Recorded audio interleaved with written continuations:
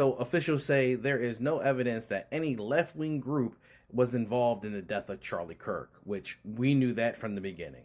Now, even though a bunch of right-wing grifters and other people have jumped on here and tried to blame the left repeatedly, they have definitely found no left-wing involvement in the shooting whatsoever. And let me point this out, that they keep specifying that this person was chronically online, right? He was heavily deep into video game and meme culture. This isn't coming from me or somebody else. This is coming from the FBI. They're also saying that it's going to be really hard to charge Tyler Robinson on a federal level because he didn't cross state lines. He committed an act of violence within his own state.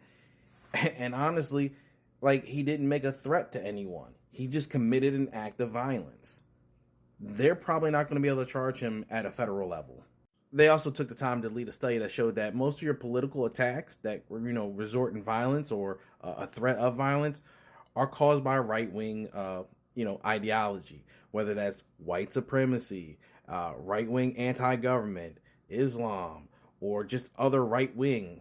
And that's before you get into like other things like the left or, some kind of weird anti-fascist group or something.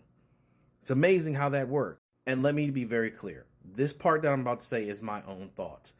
I think the fact that they are refusing to acknowledge that this is a Groyper movement and this is a far-right ideology is going to come back and bite them in the ass. Because one of the biggest thing that Nick Fuentes, the Groypers, and a couple other offshoots like that really hate is that MAGA and Trump aren't right enough. They are not far enough right.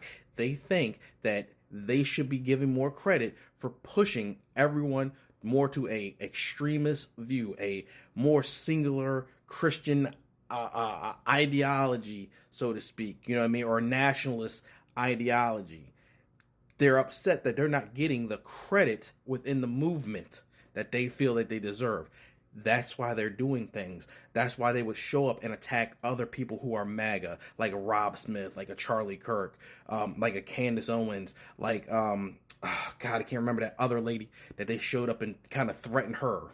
Let me also add Ben Shapiro to that list, because Ben Shapiro went on a college campus a couple times, and he was harassed by the same Groyper people, the same Nick Fuentes Groyper movement. And by not putting a spotlight on them and not letting people know that, hey, within your movement you have a cancer, you're just allowing it to fester and get worse.